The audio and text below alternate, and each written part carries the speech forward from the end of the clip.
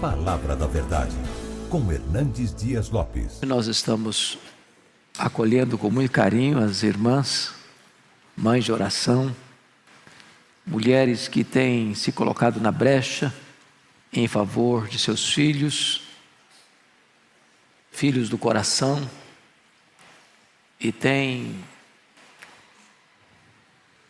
se prostrado diante de Deus para ver os seus filhos de pé na presença de Deus. Hoje eu não vou pregar um sermão como normalmente faço, uma mensagem expositiva, mas vou tratar de um tema que é a oração. E o texto que eu vou ler está em Tiago capítulo 5, verso 16, a parte B do versículo. E esse texto é uma referência à necessidade de orarmos uns pelos outros, e depois exemplificado pela vida de oração do profeta Elias. Mas o verso 16, a parte B, está escrito: muito pode, por sua eficácia, a súplica do justo. Vamos repetir isso? Muito pode, por sua eficácia, a súplica do justo. É um fato que Deus é soberano. É um fato que Deus faz todas as coisas conforme o conselho da sua vontade. É um fato que Deus está assentado no trono e tem as rédeas da história em suas mãos. É um fato que a vontade de Deus prevalece.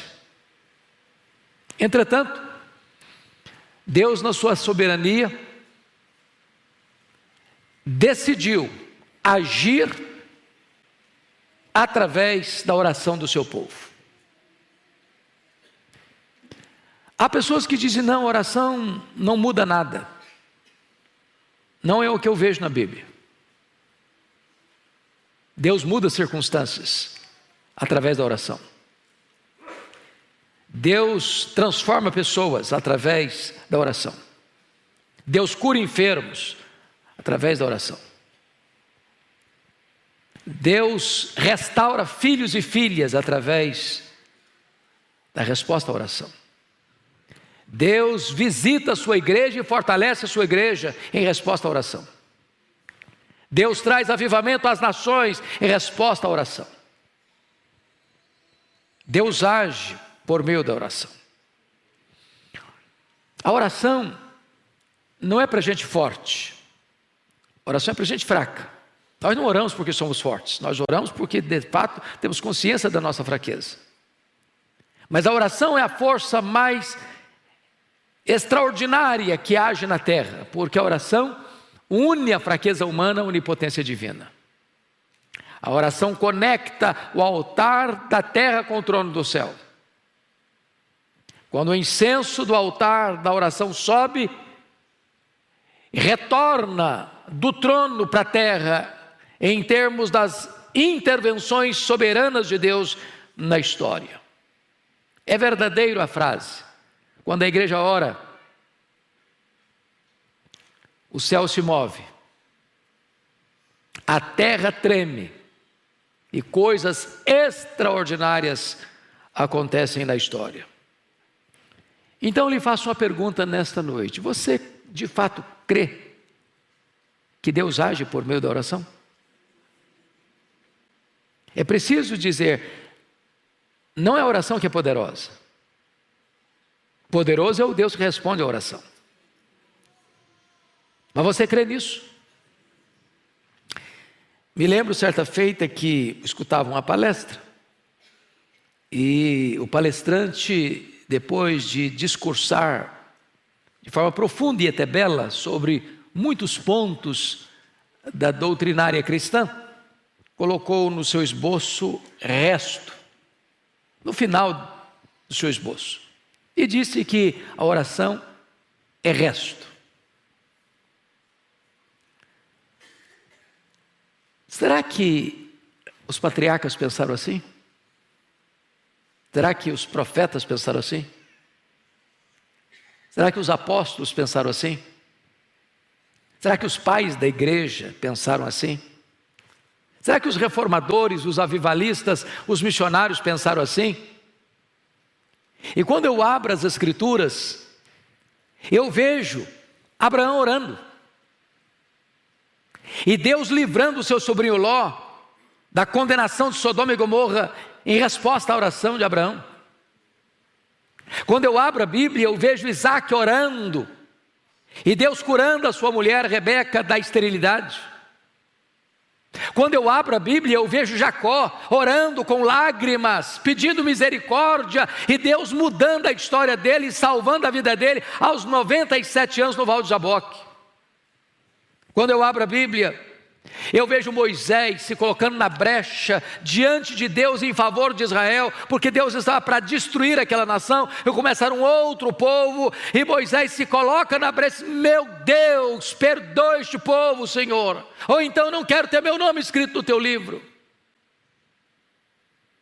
Eu vejo Samuel dizendo para a nação: longe de mim pecar contra o meu Deus, deixando de orar por vós. Quando eu abro a Bíblia, eu vejo Ana, uma mulher estéril, uma mulher que é afligida pela sua rival Penina, que é incompreendida pelo seu pastor, o sacerdote Eli, que é desencorajada pelo seu marido a desistir do seu projeto de ser mãe, mas ela derramando a sua alma diante de Deus, entendendo que Deus, em resposta da oração, pode reverter a sua enfermidade e pode fazer dela uma alegre mãe de filhos. Quando eu abro a Bíblia, eu vejo, meus irmãos, o rei Ezequias em lágrimas, chorando diante de Deus, pedindo uma cura de uma doença incurável e pedindo a libertação de um exército poderoso que entrincheirava Jerusalém. Quando eu abro a Bíblia, eu vejo Elias orando ao Senhor, e em resposta à oração de Elias, os céus se fecham, trazendo juízo sobre Israel. Eu vejo Elias orando, e Deus ressuscitando o filho de uma viúva. Eu vejo Elias orando, e Deus mandando fogo do céu, provando que só Ele é Deus. Eu vejo Elias orando, e as torrentes caindo na terra, restaurando aquela nação. Quando eu abro a Bíblia, eu vejo o Eliseu orando, diz: Deus, abra os olhos desse moço, para que ele veja. E quando os olhos de Geazi são abertos, ele percebe que maiores são aqueles que estão conosco do que aqueles que estão contra nós. Quando eu olho a Bíblia, eu vejo Jesus orando, ali no Jordão, e o céu se abrindo. Eu vejo Jesus orando e jejuando no deserto, e ele vencendo a Satanás. Eu vejo Jesus orando, chorando e sangrando no Getsêmani, entrando ali angustiado, mas saindo ali revestido de poder para enfrentar a cruz. Quando eu abro a Bíblia, eu vejo Jesus orando na cruz do Calvário, no final, no epílogo da sua vida terrena, ele está orando. Quando eu olho a Bíblia, eu vejo Jesus assentado no trono como nosso grande sumo sacerdote, vivendo sempre para interceder por nós. Eu olho a Bíblia e eu vejo Paulo orando na prisão, orando dentro de um porão de um navio, orando numa praia, orando num templo, orando na praça, orando na masmorra, orando e orando. Quando eu olho a história da igreja, eu vejo os pais da igreja orando: Policarpo, Irineu, João Crisóstomo, Aurélio Agostinho. Quando eu abro o livro da história, eu vejo os nossos irmãos pré-reformadores orando: John Wycliffe, John Hus, Jerônimo Savonarola. Quando eu abro o livro da história, eu vejo os reformadores orando, eu vejo Lutero orando, eu vejo Calvino orando, eu vejo John Knox orando e clamando e chorando diante de Deus: dá-me a Escócia para Jesus, senão eu morro. Quando eu olho para a história, eu vejo, meus amados, os avivalistas orando. E o avivamento chega em 1739 na Inglaterra, e o avivamento chega em 1745 na Nova Inglaterra, em Massachusetts. Quando eu vejo os avivalistas orando, eu vejo o grande avivamento de 1857 nos Estados Unidos, eu vejo o grande avivamento de 1904 no país de Gales, eu vejo o grande avivamento de 1907 na Coreia do Sul, eu vejo o grande avivamento, meus amados irmãos, na missão Quatsabanta em 1966, quando a igreja ora, o Espírito Santo é derramado sobre o seu povo.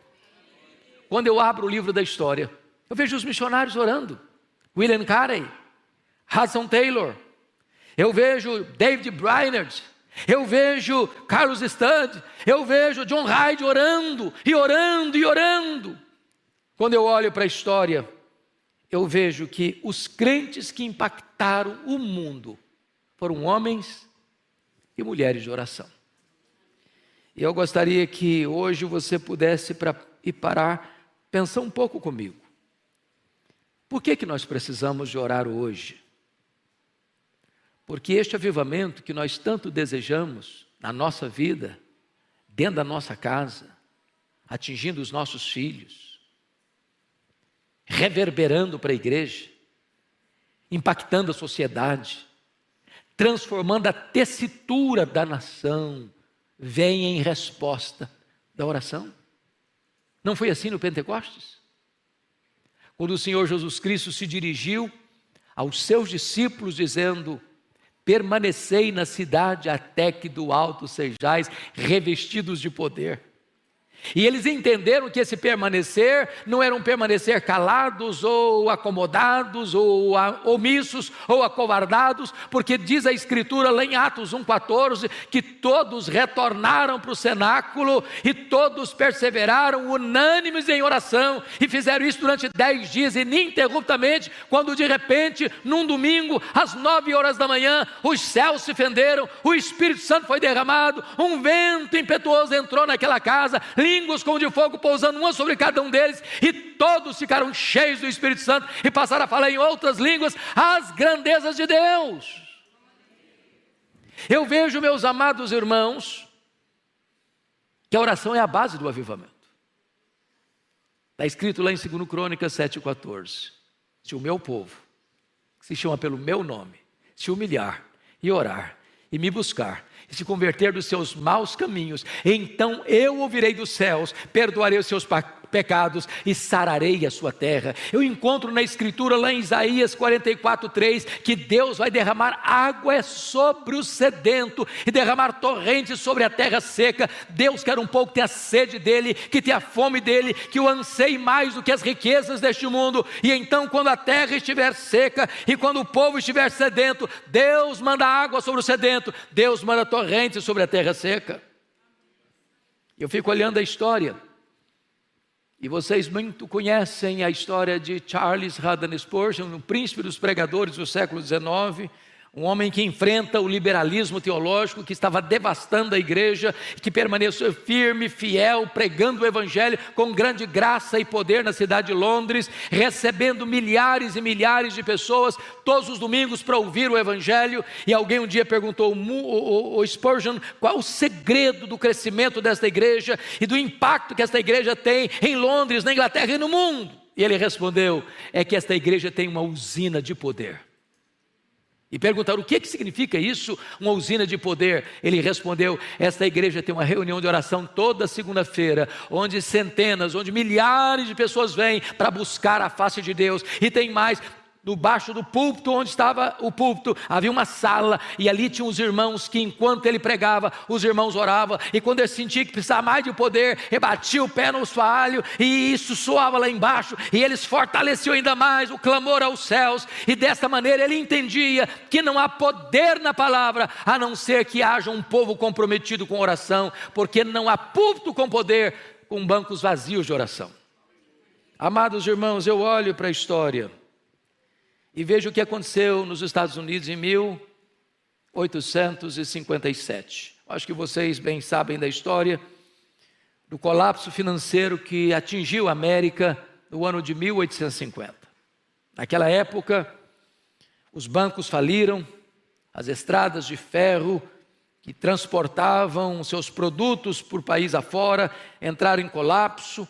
O desemprego era galopante, a economia estava em frangalhos, e então é nessa situação de grande crise financeira e econômica que um missionário urbano, Jeremias Lampier, no dia 1º de julho de 1857, assume o posto de um missionário urbano.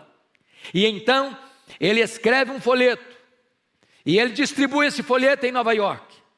E ele chama homens de negócio, porque ele era um homem de negócio, para vir orar com ele num hotel em Nova York. Na primeira semana vieram 6 pessoas, Na segunda semana, tinha 40 pessoas. Em 6 meses, tinham 10 mil homens orando em Nova York por um grande avivamento espiritual. Em 2 anos, mais de 2 milhões de pessoas convertidas. Fruto desse avivamento, um jovem de 26 anos, que estudou no seminário de Princeton, ouvindo Charles Hodge pregar um sermão de missiologia, ele me diz: meu Deus, eu quero ir para o Brasil. Alguém disse: você é louco, aquele país é um país muito pobre, aquele país tem doenças endêmicas, você é filho caçula, a sua mãe já está idosa, você tem igrejas grandes aqui na América que podem receber você. E ele diz: o lugar mais seguro para um homem estar é no centro da vontade de Deus. E como fruto desse avivamento, ele vem ao Brasil e chega aqui no dia 12 de agosto de 1859 para plantar a Igreja Presbiteriana do Brasil, fruto daquele poderoso avivamento espiritual. Amados, o texto é claro: muito pode, por sua eficácia, a súplica do justo. E eu queria aqui trazer apenas 5 aplicações do que significa isso. Primeiro, Deus liberta filhos cativos por meio da oração.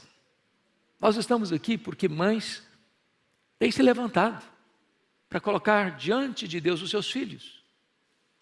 E quantos filhos foram alcançados pela graça?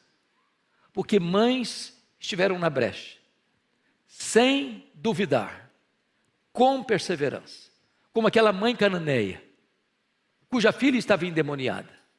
Aquela moça não tinha condições de ir a Jesus, nem de fazer qualquer pedido a Jesus. Ela vivia totalmente tomada e dominada por forças malignas. A sua mãe, embora gentia, a sua mãe, embora não tivesse tanto conhecimento, mas ela vai a Jesus, e ela clama a Jesus, e ela insiste com Jesus, e ela persevera em buscar a Jesus, e o milagre acontece na sua vida. O Senhor Jesus liberta a sua filha.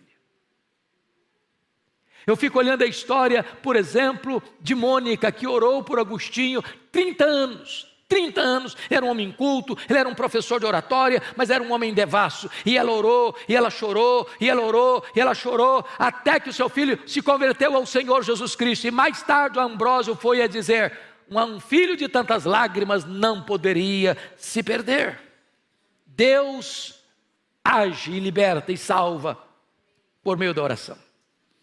Eu não sei quantas de vocês ou quantos de vocês já leram o meu livro Mães Intercessoras, que eu tive o privilégio de convidar Dona Eusa Lidório para prefaciar. Dona Eusa Lidório, no prefácio desse livro, narra uma história que o Ronaldo Lidório vivenciou entre os quechuas, no Sendero Luminoso, lá no Peru, quando ele era ainda seminarista. Ele foi para lá para fazer um trabalho missionário, e naquele tempo o Sendero Luminoso, um grupo terrorista, estava prendendo cristãos, matando cristãos. E todos sabiam que se um Sendero Luminoso entrasse numa igreja e capturasse alguém, era impossível capturar essa pessoa ou resgatar essa pessoa com vida. E o Ronaldo estava pregando, quando entra o Sendero Luminoso, e apanha ele e ao companheiro dele, colocaram um capuz, jogaram dentro de um carro, e saíram às pressas, para ser levado para o pelotão do fuzilamento, para o paredão do fuzilamento. E o Ronaldo relata o fato de que houve muita angústia no coração dele. E naquele período em que ele estava sendo levado, e sabendo para onde ele estava sendo levado e qual seria o seu destino, ele diz: meu Deus, eu não estou em paz. Então, se o Senhor quer que eu morra, o Senhor me dê paz. Mas se o Senhor me der vida, eu quero consagrar mesmo a minha vida para dedicar toda a minha história para a pregação do Evangelho. Mas curiosamente, naquela noite, a sua mãe, que estava aqui no Brasil, foi despertada, inquietada, angústia na alma, e ela levantou da sua cama e andava de um lado para o outro, de um lado para o outro, diz: meu Deus, eu não sei o que está acontecendo com meu filho, eu não sei o que está ocorrendo com ele, mas eu estou com o coração aflito. Então, Senhor, onde ele estiver, como ele estiver, manda os teus anjos, envia o teu socorro, traz o teu livramento. E o Ronaldo disse que quando ele estava sendo levado, tirado do carro para ir para o paredão, passa um carro com muito barulho e o toma e o enfia dentro do carro e sai correndo com ele. E ele foi liberto de uma maneira extraordinária, porque naquela noite Deus levantou uma mãe aflita, mas intercessora, para colocar-se na brecha em favor do seu filho. Deus responde oração. E levanta filhos, e restaura filhos, e salva filhos, em resposta à oração de sua mãe. Mas, amados, notem vocês que Deus reverte situações humanamente impossíveis em resposta de oração. Quantas pessoas que já escutei isso, na oração não muda nada. A oração só muda você, mas nada vai mudar em Deus. Irmãos amados, o Senhor diz, a Bíblia ensina assim: pedi, dar-se-vos-á, buscai e achareis, batei e abrir-se-vos-á, porque todo que pede, recebe, todo que busca, encontra, todo que bate, abrir-se-lhe-á. Nada tendes, diz a Escritura, porque nada pedis. Então, quando você pede, você recebe. Pense comigo na história do rei Ezequias. O próprio Deus tinha mandado o profeta Isaías na casa dele para dar uma ordem, um veredito, um ultimato: põe em ordem a tua casa porque morrerás. E Ezequias ora e chora, e Deus muda o quadro, Deus muda o diagnóstico, Deus muda a sentença, Deus muda o ultimato, e manda de volta o profeta lá dizendo: olha, eu ouvi a tua oração, eu ouvi as tuas lágrimas, e eu te curarei, e eu libertarei Jerusalém do poder da Síria. Olha a história comigo de Pedro, lá em Atos 12, ele está preso, guardado numa prisão de segurança máxima, com 3 escoltas de 4 soldados cada uma. A morte dele já estava lavrada, a sentença dele já estava definida, ele morreria depois da festa, mas em resposta à oração da igreja que se colocou na brecha em favor dele, Deus mandou um anjo e tirou da prisão máxima e libertou Pedro, e aquele que haveria de matá-lo é quem morre. Deus reverte a situação em resposta à oração. Olha comigo a história de Paulo e Silas. Eles estão presos num tronco, no cárcere interior, com os pés amarrados com ferros, com as costas ensanguentadas, numa situação dramática. Mas diz a Escritura que por volta da meia-noite eles cantam e eles oram, e Deus manda um terremoto. E a única coisa que me impressiona é que esse terremoto só quebra as algemas e só abre as portas, mas não traz nenhuma consequência, nenhum desastre, nem nada cai na cabeça deles, nenhuma pessoa soterrada, e apenas os grilhões são partidos. Em resposta à oração, meus irmãos, Deus fecha a boca de leões. Em resposta à oração, Deus apaga a fúria das chamas do fogo. Em resposta à oração, os mortos ressuscitam. Em resposta à oração, os demônios batem em retirada. Em resposta à oração, a igreja avança no poder do Espírito Santo. Louvado seja o Senhor. Quando a igreja ora, Deus age. Deus age. E eu gostaria de encorajar você, mãe, a continuar orando. Não abra mão dos seus filhos, não abra mão do seu marido, não abra mão da sua esposa, não abra mão dos seus filhos, não abra mão dos seus netos, não abra mão da sua família, não abra mão de ver Deus fazendo maravilhas, maravilhas. Deus